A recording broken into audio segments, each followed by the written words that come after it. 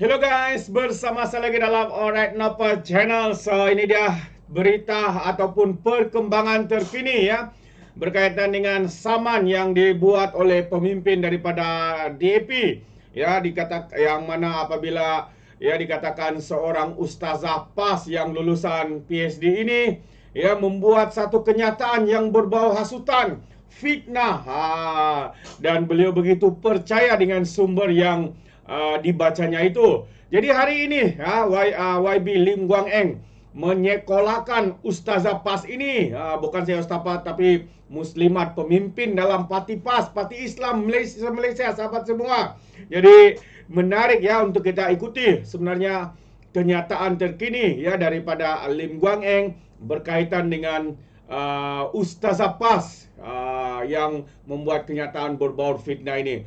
Jadi tanpa buang masa sahabat semua, saya ingin membacakan kenyataan media ini, yang mana dalam kenyataan Lim ini katanya Siti Mastura lulusan PhD patut semak sumber tak sahih, atau adakah PhD yang dia ada itu adalah perasaan hasad dengki. Ya, itu satu persoalan yang menarik untuk kita fikirkan bersama sahabat-sahabat semua.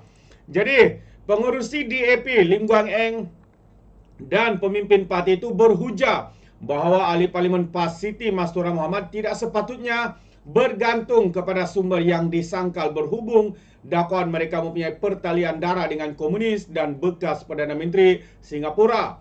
Dalam jawapan pembelaan Siti Mastura terhadap saman fitnah mereka, Guang Eng, Bapa Lim Kit Siang dan ahli parlimen Seputih Teresa Kok mempertikaikan sumber yang didakwa daripada risalah bahan kempen Barisan Nasional. Ketiga-tiga plaintiff menegaskan bahawa defendant tidak boleh bergantung kepada risalah itu sebagai pembelaan kerana ia telah pun disangkal oleh pengurus CBN, iaitu Muhammad Hassan dan bekas ahli Majlis Kerja Tertinggi UMNO Hizatul Hisham Abdul Jalil.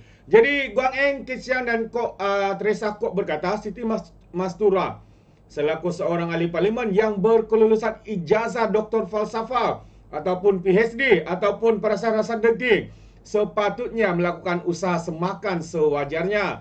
Ya, adalah kewajipan akademik dan pengkaji sepertinya yang terlatih dengan teknik dan protokol sebagai peraturan sepatutnya melakukan usaha wajar dan sedar bahawa hanya bahan yang antara lain tulen, berwibawa dan boleh dipercaya untuk disandar dan bukannya bahan lain.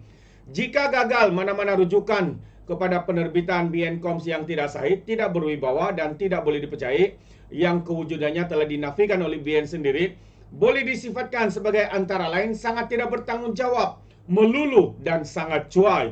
Oleh itu, kajian yang didakwa oleh defendant mengenai perkara itu adalah tidak masuk akal dan wajar bagi seorang ahli politik dan lebih-lebih lagi seorang pemegang ijazah kedoktoran, kata ketiga-tiga plaintiff itu. Ketika dihubungi Malaysia Kini, peguam mewakili ketiga-tiga pemimpin DAP berkenaan iaitu Sangkaran Nair mengesahkan jawapan itu difailkan di Mahkamah Tinggi Georgetown pada 2 Februari. Itu antara jawapan yang dikemukakan oleh Siti Mastura, ustazah pemimpin muslimat PAS, sahabat-sahabat semua. Oh, begitu senangnya dia cuba untuk melepaskan diri menyalahkan sumber yang didapatinya itu, sedangkan sumber itu sendiri pun telah pun dinafikan oleh timbalan Presiden UMNO itu sendiri. Jadi sebelum ini media melaporkan Siti Mastura mendakwa kenyataan yang diucapkannya pada Majlis Ceramah Politik pada hari tahun lepas adalah berdasarkan fakta yang sah yang terkandung dalam risalah itu yang menurutnya adalah sumber yang boleh dipercayai. Waduh, ini di mana otaknya ya? Ini memang membawa pada nih sahabat-sahabat semua ya. Dia percaya sendiri. Sedangkan dia punya PhD sebagai seorang yang pemegang PhD ini, sebelum mempercayai sesuatu itu harus membuat kajian, harus membuat penelitian. Tetapi apa yang dibuatnya? PhD, perasaan dasar dengki. Pada 27 November tahun lepas, Guang Eng, Kit Siang dan Teresa Kok memfailkan saman terhadap Siti Mastura. Ketiga-tiga saman itu berhubung ucapan defendant pada Majlis Kempen Pilihan Raya Kecil Kemaman di Dewan Berlian Majlis Perbandaran Kemaman pada 4 November 2023. Siti Mastura mendakwa tiga pemimpin DAP itu mempunyai kaitan dengan pemimpin Parti Komunis Melaya Ong Bung Hua yang lebih dikenali sebagai Chempeng dan Perdana Menteri pertama Singapura Lee Kuan Yew. Plaintiff menuntut ganti rugi am, pampasan teruk dan teladan serta injaksi untuk menghalang defendant daripada terus melafazkan dakwaan itu. Wow. Jadi sahabat semua, itu antara jawapan balas ya, jawapan balas daripada Siti Mastura ini berkaitan dengan saman fitnah yang dilakukan oleh ketiga pemimpin daripada daripada parti DAP. Dan melalui pembelaannya tu kononnya dia percaya bahawa ya sumber yang didapatinya itu adalah tulen, benar dan tidak diragui. Seorang pemegang doktor falsafah, sahabat-sahabat semua. Tapi seakan-akan ya otaknya tu mungkin seolah-olah mungkin dia ini menggunakan otak yang ada di lutut sahabat, lutut.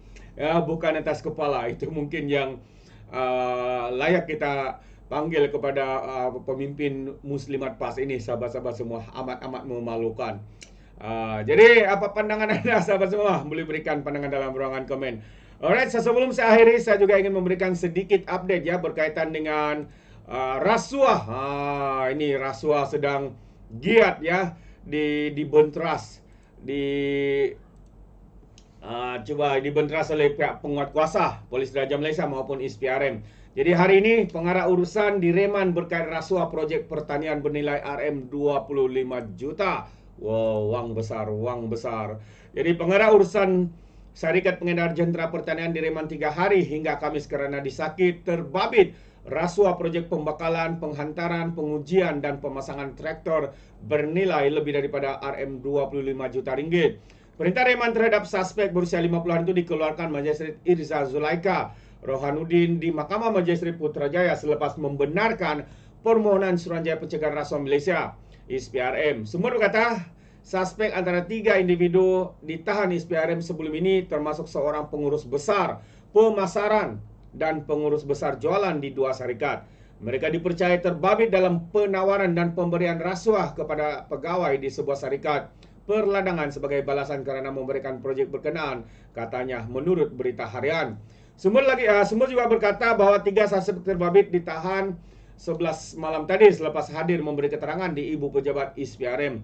Bagaimanapun katanya 2 daripada suspek dibebaskan dengan jaminan atas faktor kesihatan. Seorang lagi suspek yang berjawatan pengarah urusan dibawa ke mahkamah untuk permohonan reman pagi tadi, katanya. Sementara itu pengarah kanan siasatan ISPRM Samuddin Hashim ketika dihubungi mengesahkan penahanan dan memaklumkan kes itu disiasat mengikut Seksyen 16 dalam kurungan E Akta ISPRM 2009. Itu dia sahabat semua. Jadi ramai yang tertanya-tanya, kenapa setiap hari kita mendengar update berkaitan dengan rasuah? Ya, adakah kerajaan ini begitu banyak berlakunya rasuah? Sahabat-sahabat semua, apa yang berlaku kini adalah kerana seruan daripada pihak kerajaan ya untuk membentras, untuk menoktakan rasuah. Bukan saja daripada Perdana Menteri Kerajaan, tapi juga seruan, gesaan daripada ataupun titah daripada yang di Pertuan Agong yang baharu, yang ke-17, iaitu Sultan Ibrahim, Sultan Johor, sahabat semua.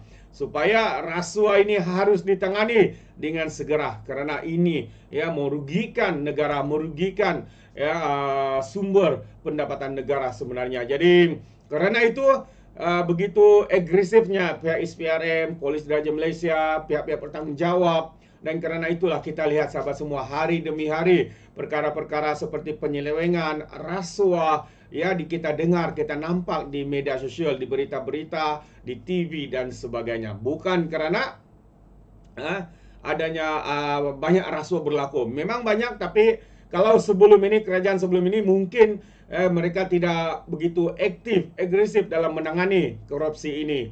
Kerana itulah kita tidak melihat tidak banyak yang direman, tidak banyak yang didakwa dan sebagainya. Tapi berbeza dengan kerajaan hari ini, sahabat-sahabat semua.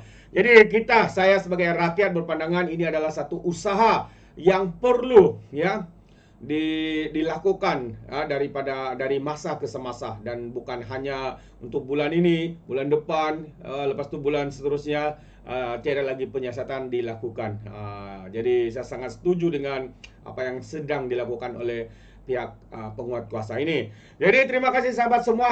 Sampai di sini saja. Sekiranya Anda memberikan sebarang komen berkaitan dengan Ustazah Pas, seorang muslimat yang pemegang ijazah PhD Doktor Falsafah, kini berdepan saman fitnah kerana membuat kenyataan yang dikatakan berbau hasutan. Apa komen Anda sahabat semua? Anda boleh berikan pandangan Anda dalam ruangan komen. Terima kasih. Izinkan saya untuk mengundurkan diri dan seperti biasa, peribahasa mengatakan kapan kangkap 2 tahun keinginan. Dalam bahasa Melayunya, tepuk dada, tanya selera. Sekian daripada Orang Dapat Channel. Kita berjumpa lagi. Bye-bye.